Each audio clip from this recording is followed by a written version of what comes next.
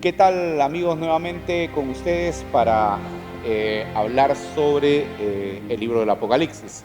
Estamos casi ya entrando a la parte final de este libro. Ha sido un comentario, yo no diría un comentario muy exhaustivo, sino un comentario, un comentario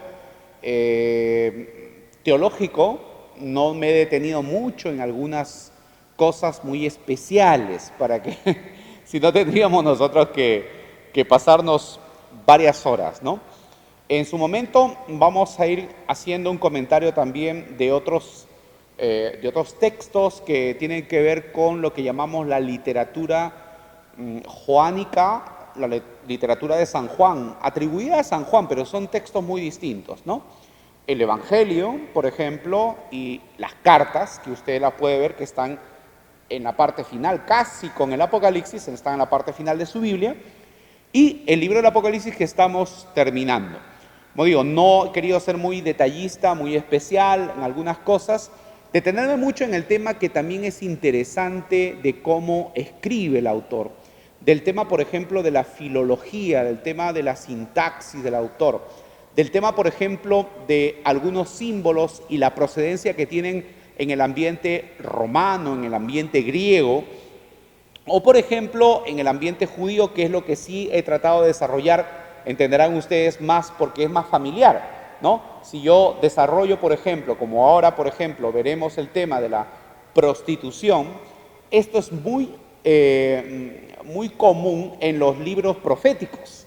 O sea, cuando se habla, por ejemplo, de la relación que el pueblo de Israel mantiene con Dios, se habla de que el pueblo tiene que ser fiel como una esposa es fiel a su esposo, ¿no? O como la novia al novio, ¿no? Al amado, por ejemplo, dice el Cantar de los Cantares. Pero cuando hay una infidelidad es cuando se quebranta la ley. Cuando, por ejemplo, el pueblo de Israel comete la idolatría, se va bajo otros dioses, eso justamente se considera adulterio. Y en el caso del libro de Oseas, por ejemplo, en el caso del libro de Oseas, ustedes lo pueden ver, es una experiencia en la cual se le califica a la mujer adúltera como una prostituta. Pero la prostitución tiene que ver con un sentido tal vez de infidelidad, de idolatría en el Antiguo Testamento, pero en nuestro caso, este tipo de prostitución de la cual de que habla el Apocalipsis está más en referencia con la deshumanización, con la vida totalmente deshumanizada, con la vida superficial, con la vida superficial, con las cosas que son totalmente efímeras, totalmente pasajeras y que emborrachan y nublan a los hombres, como es la riqueza, por ejemplo, el dinero. ¿De acuerdo? El dinero y el poder son las cosas que el Apocalipsis trata de atacar en estas imágenes que vamos a ver ahora. Entonces, claro, hemos hecho un comentario teológico, ya, como digo, incidiendo en el tema, en la comparación con el Antiguo Testamento, con los símbolos que son tomados del Antiguo Testamento, pero no hemos detenido en otras cosas porque más que todo vamos al mensaje. La sesión anterior estábamos viendo las copas, ¿no? Las copas que caen a la tierra y que lamentablemente el ser humano es terco. Entonces no ve que esta es una reacción a consecuencia de su conducta. O sea, mi conducta trae una consecuencia. Y trae una consecuencia hasta incluso cosmológica, ¿de acuerdo? Entonces, incluso cuando hablamos de los problemas ecológicos, tienen que ver con nuestro propio pecado, ¿no? La contaminación, los desechos. El Papa, por ejemplo, hace referencia a este aspecto de la ecología que también incluye el tema de la relación con los seres humanos. Entonces, ecología no es solamente las plantitas, los animalitos, etcétera, sino ecología es el trato a las personas y cómo nosotros, por ejemplo, podemos vivir tranquilamente, desperdiciar, por ejemplo, comida, dinero, confort, etcétera, mirando y contemplando la miseria, la pobreza casi inhumana de personas que están viviendo a nuestro lado. Entonces, ahí es donde el documento ya de la Laudato Si del Papa toca ese punto fundamental. O sea, ecología no es solamente el cuidado de la ballena, ¿no? La adopción de un perrito callejero, no, sino ecología incluye en principio el hombre que es parte de la casa. El hombre es parte de la creación.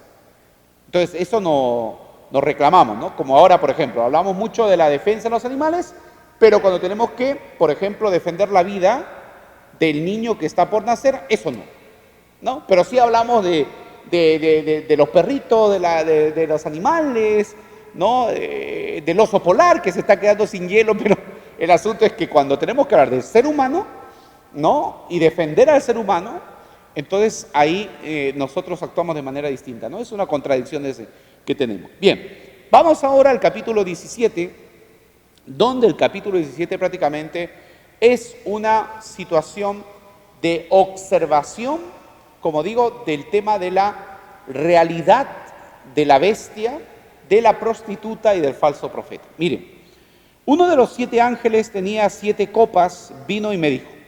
O sea, estamos hablando de uno de los ángeles que tenía las 7 copas, le va a decir al vidente, en este caso Juan, ¿no? Ven, te voy a mostrar el castigo de la gran prostituta que está sentada sobre las aguas. Claro, recordemos en este caso que Roma está asentada sobre las aguas, ¿no? O sea, la prostituta es Roma que está rodeada de las aguas. Con ella se han prostituido los reyes de la tierra. Claro, el influjo que tenía el imperio romano sobre todo lo que era la economía abarcó prácticamente su dominio todo lo que, digamos, se conocía del mundo entero, ¿no? Y entonces, y los habitantes de la tierra se han emborrachado con el vino de su prostitución. Entonces, es un vino que borracha, es una droga. Entonces, la droga, ¿cuál es la droga que hace referencia al Apocalipsis? Pues la droga es creer que Roma tiene la misma condición de Dios, que Roma tiene las mismas categorías de Dios, que Roma es Dios. Y eso no es así. Entonces, les ha emborrachado. Luego, en la visión que me hizo ver el Espíritu, el ángel me llevó al desierto y vi allí una mujer montada sobre un monstruo rojo cubierto de nombres ofensivos contra Dios, que tenía 7 cabezas y 10 cuernos. Bueno, acá la imagen es muy sencilla. La prostituta que, como dice aquí, está rodeada, dice, sentada sobre las aguas, representa a Roma. Pero ¿qué le da solidez? ¿No? Porque está sentada sobre un monstruo, está sentada sobre la bestia de color rojo. Recordemos que en el capítulo 12 estaba la mujer vestida de sol y el dragón rojo. El dragón representa el mal que también está en el Génesis, ¿se acuerdan? Habla de la antigua serpiente. Es de color rojo porque el color rojo representa violencia. Y dice, tiene títulos ofensivos contra Dios y tiene 7 cabezas y 10 cuernos. ¿No? Recordemos las 7 colinas que están, en Roma, ¿no? Y los 10 cuernos representan probablemente a los 10 emperadores romanos. Aquella mujer iba vestida de ropas de color púrpura escarlata, estaba adornada con oro, piedras preciosas, perlas. ¿Ves? Todo esto es una descripción de lujo, ¿de acuerdo? De lujo, pero todo esto de acá se va a acabar. Esto es apariencia, ¿ya? Tenía en la mano una copa llena de cosas odiosas, de impureza de su prostitución, y llevaba escrito en la frente un nombre misterioso: la Gran Babilonia, madre de las prostitutas, de todo lo que hay odioso en el mundo. Claro, son imágenes que están hechas para que las personas que escuchan el Apocalipsis, en principio, estén en contra ya de esa imagen, ¿no? Es decir, que provocan reacciones de rechazo. Esto se llama una imagen retórica. Es decir, el autor está jugando con imágenes repulsivas que provocan rechazo para que el lector diga, pues, para mí Roma es lo peor, ¿no? Es decir, sus acciones son odiosas, son impuras. Entonces, así más o menos trabaja el autor del Apocalipsis, con imágenes que son repulsivas. Luego me di cuenta de que la mujer estaba borracha de la sangre del pueblo santo y de la sangre de los testigos de Jesús. Está haciendo referencia a los mártires. O sea, se ha emborrachado con la sangre de los mártires, o sea, con la muerte de los santos. O sea, está haciendo referencia a la persecución que Roma hace al pueblo cristiano. Y al verla me quedé asombrado. Entonces el ángel me dijo, ¿de qué te asombras? Te voy a decir el significado de esta mujer y del monstruo que la lleva, el que tiene las 7 cabezas y 10 cuernos. El monstruo que has visto vivía antes, pero ya no existe. ¿Se dan cuenta que cuando se habla de Dios, se dice aquel que era, el que es y el que ha de venir? En cambio, cuando se habla del monstruo, del mal, es aquel que vivía antes, pero ya no existe. Totalmente pasajero, totalmente superfluo. Y sin embargo, va a subir del abismo antes de ir a su destrucción total. Los habitantes de la tierra, cuyo nombre no están escritos en el libro de la vida, desde la creación del mundo, se asombrarán cuando vean a este monstruo que antes vivía y ya no existe, pero que volverá a venir. Aquí se verá quién tiene sabiduría y entendimiento. Las 7 cabezas representan las 7 colinas. ¿Ve? O sea, mira, ¿te das cuenta que es peligroso cuando tú, por ejemplo, lees la Biblia y tú la interpretas y entonces tú dices que, no sé, que la prostituta o el monstruo o la bestia lo identificas con un presidente el día de hoy, con un líder político, con un líder religioso, hoy.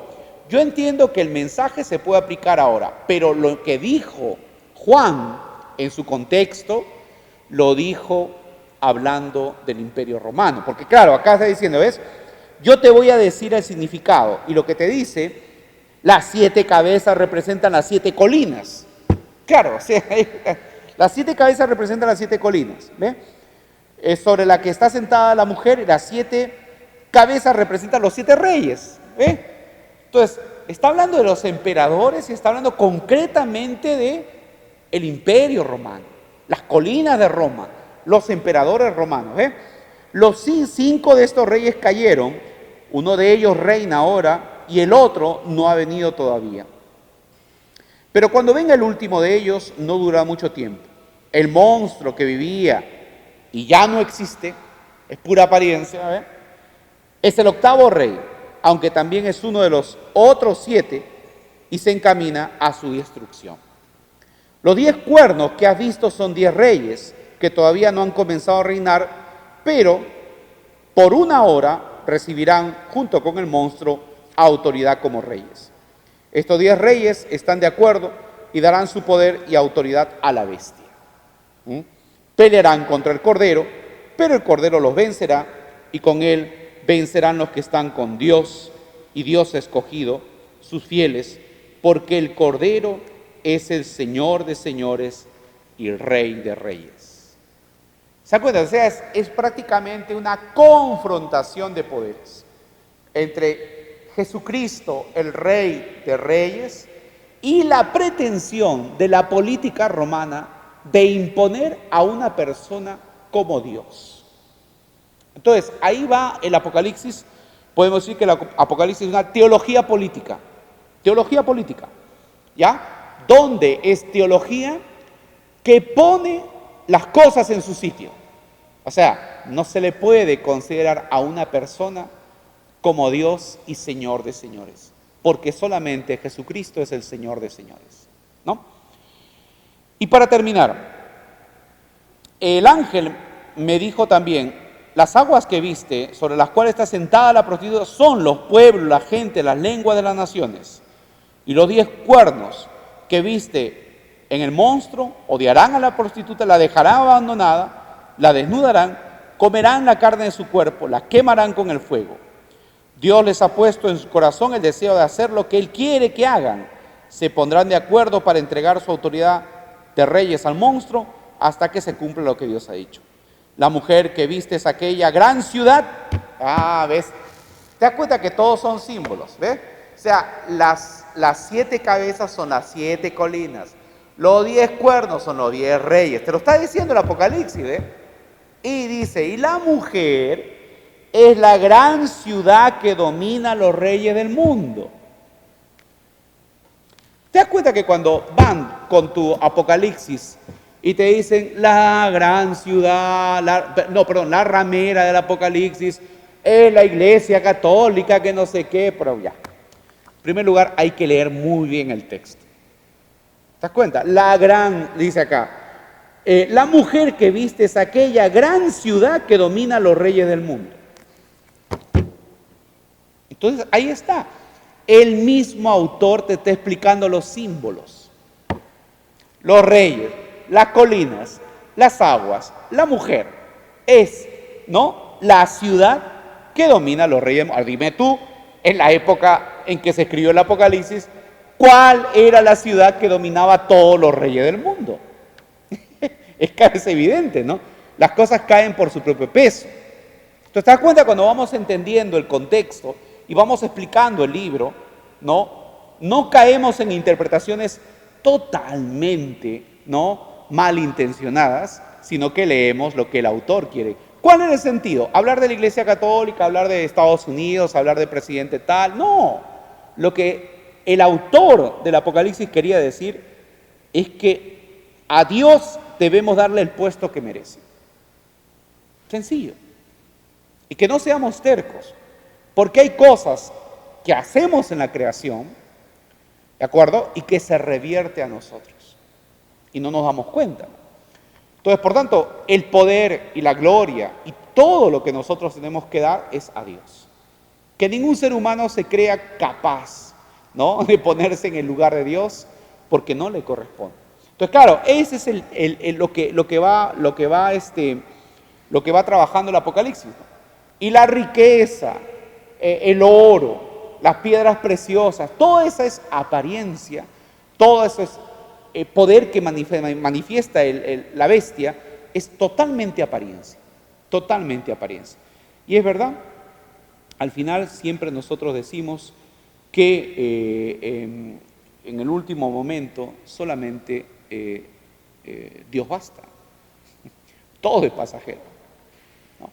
Entonces, si ustedes ven, el 17 ha sido una condena tremenda, pero también una interpretación del autor de cuáles son los símbolos que está transmitiendo, qué es lo que quiere decir con estos símbolos.